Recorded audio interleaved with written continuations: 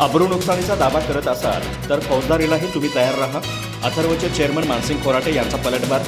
दौलतची मालमत्ता 39 वर्षे कराराने अथर्वच्या ताब्यात असल्याची करून दिली आठवण. चंदगड तालुक्यातील दौलत कारखान्याबाबत काही घटना या शेतकरी सभासद यांच्यापर्यंत पोहोचणे आवश्यक होतं. त्यासाठीच शेतकरी मेळाव्यात काही गोष्टी स्पष्ट केल्या.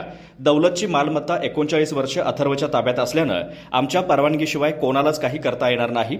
त्यामुळे आमच्यावर अब्रू नुकसानीचा दावा टाकला जाणार असेल तर दिवाणी आणि फौजदारी दाव्यासाठी तुम्हीही तयार राहा, असे आव्हान मानसिंग खोराटे यांनी दिलं. चंदगड येथे आयोजित पत्रकार परिषदेत ते बोलत होते. ते पुढे म्हणाले, दौलत साखर कारखाना स्थळावर आज गोपाळराव पाटील यांचा कोणताही अधिकार नाही. त्या संपूर्ण जागेचा 39 वर्षासाठी कब्जा हा अथर्व इंटरट्रेड कंपनीकडे आहे.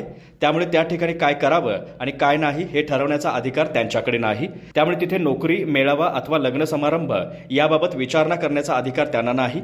उलटपक्षी त्या ठिकाणी राजकीय मेळावे झाले, त्याला आम्ही अडवलं नाही. मात्र इथून पुढे त्या ठिकाणी शैक्षणिक उपक्रमाशिवाय कुठलाही उपक्रम, सभा, कार्यक्रम घेण्यासाठी आता आमची परवानगी घ्यावीच लागेल.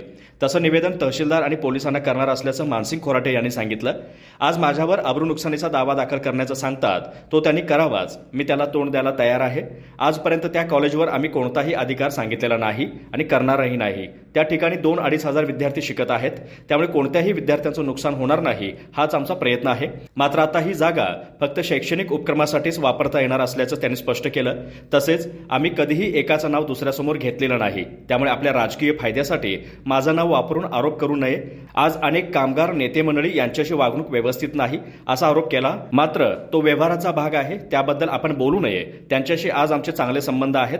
आज मी माझ्या वागण्यामुळे साखरेच्या ट्रेडिंगमध्ये देशात अव्वल आहे. त्यामुळे माझ्याबद्दल गैरसमज पसरवू नये, असे आवाहन देखील खोराटे यांनी केले.